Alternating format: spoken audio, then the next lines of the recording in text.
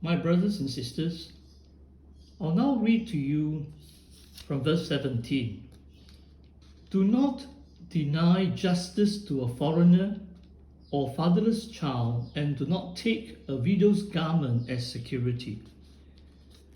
Especially in the first clause, where it says in King James, thou shalt not pervert the judgment of the stranger. Or in Holman Christian Standard Version, do not deny justice to a foreigner. My brothers and sisters, the word mishpat in Hebrew, it talks about judgment or justice.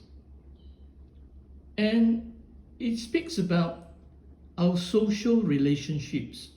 Has to be based on judgment or justice. It has to be right. It has to be based on righteousness. It must be just. It must be fair. Do not deny justice to a foreigner. And a foreign worker especially, quite often, are in our mercy, especially in the hands of the employers or the state. Often when they suffer injustice, they will not complain. They are fearful that perhaps they'll be reported, or worse, deported. They'll be kicked out of the country where they're earning a living. But my brothers and sisters, that's why this passage of scripture tells us that we have to be particularly careful. We have to be particularly considerate, kind, just towards strangers or foreigners in our midst. Oftentimes, they are the poor, they are the needy. In this current COVID-19 pandemic, I've seen a number of pictures on television or social media that move me to the core. In particular, I saw a number of reports, I watched it on television, where India first imposed lockdown. There must be tens of millions of workers. In fact, within their own country, they are citizens of India. Perhaps they have migrated to the cities and towns. They come from villages, but these are so-called migrant workers in India, and perhaps tens of millions of them. When the lockdown is imposed, they stop working because industries shut down, businesses shut down, shops shut down, construction of buildings stops or ceases, and these workers are left in a bind or in a lurch.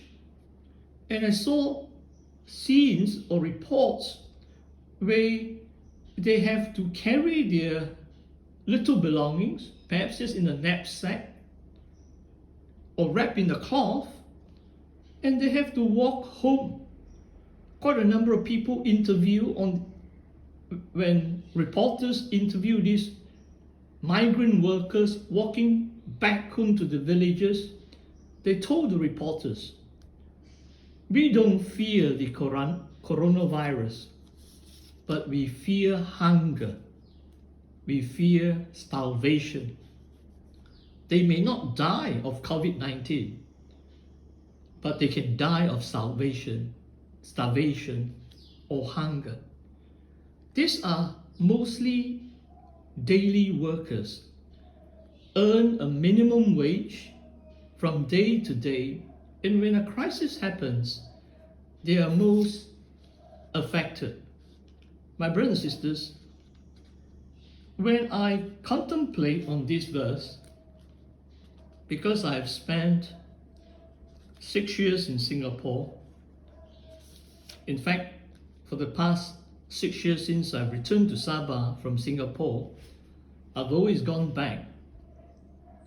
Perhaps only 1 year, 2015, I remained in Ranau, but 2016 onwards, until February this year, I've always gone back to Singapore, either for a short holiday or on transit. When I went to Surabaya, I purposely chose to transit through Singapore, not KL or Johor Bahru, because I feel at home. I feel connected to Singapore. I've taught there for 6 years. Perhaps I have at least 100 Singaporean students that still remember me, and perhaps another 100 foreign students from Southeast Asia, as far as India, Nepal, Canada, United States, and in 1 or 2 African nations. My brothers and sisters, so when I observe what is happening in Singapore, my heart is stirred with sadness. I sense a sense of injustice that is being done towards these migrant workers.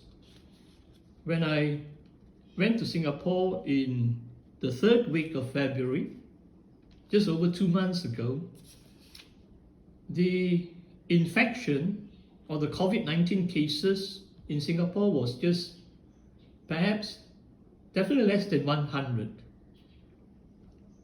It was still a major crisis at that point in time. In fact, I went to the city center a couple of times